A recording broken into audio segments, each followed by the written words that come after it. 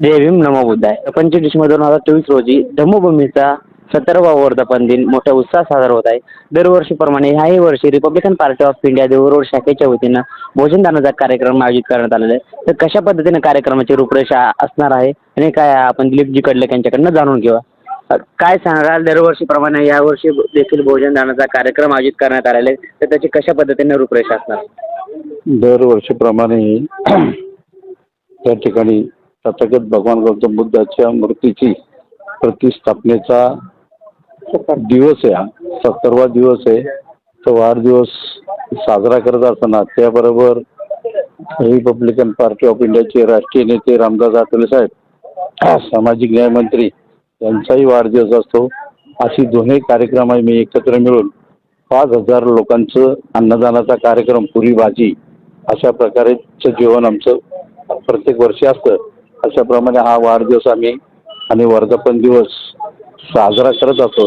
येणारे जे आंबेडकर अनुयायी आहेत, लांबून लांबून अनुयायी महाराष्ट्रातनं आलेले असतात, तर त्यासाठी लोकांची जी दुपारची जेवणाची व्यवस्था होत नाही, काही लोकांना मुक्कामी असतात, त्यांना या ठिकाणी काही अन्न मिळत नाही.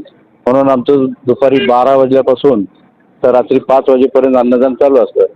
अशा प्रकारे आमचा हा रिपब्लिकन पार्टी ऑफ इंडियाच्या वतीने देरोड विभागाच्या सर्व पदाधिकारी, कार्यकर्ते यांच्या वतीने हा कार्यक्रम राबवत असतो. काय सांगाल, तुम्ही या ठिकाणचे स्थानिक नागरिक आहात की 70 वर्षापूर्वी जे वर्धापन दिनाची सुरुवात होती त्याच्यामध्ये आणि आताचे जे वर्धापन दिनाला क्राऊड होतो त्याच्यामध्ये काही फरक आपल्याला वाटतो का? फरक एवढाच वाटतो की प्रत्येक वर्षी जनसमुदाय हा आंबेडकरांचा वाढत चाललेला आहे.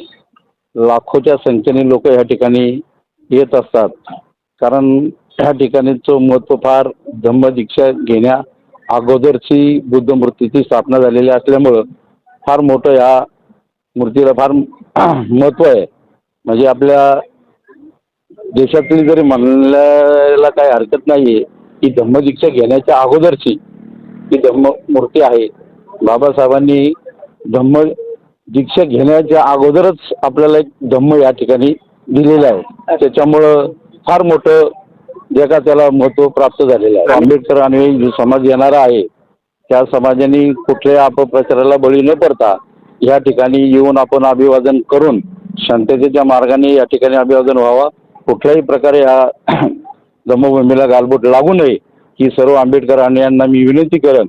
या ठिकाणी पोलीस फौजफाटा फार मोठ्या संख्येने या ठिकाणी उपस्थित आहेत आणि या ठिकाणी पोलीस फौजफाटा उपस्थित असल्यामुळं आपली सुद्धा हे अनुयायी काय करतात काय नाही यांचं सुद्धा लक्ष आहे. त्याच्यामुळं आपल्या येणाऱ्या आंबेडकर अनुयायांनी, बौद्ध समाजातल्या सर्व नेते मंडळींनी कुठल्या प्रकारचे या ठिकाणी येऊन अपप्रचार व कुठली चेतवणीची भाषा करू नये.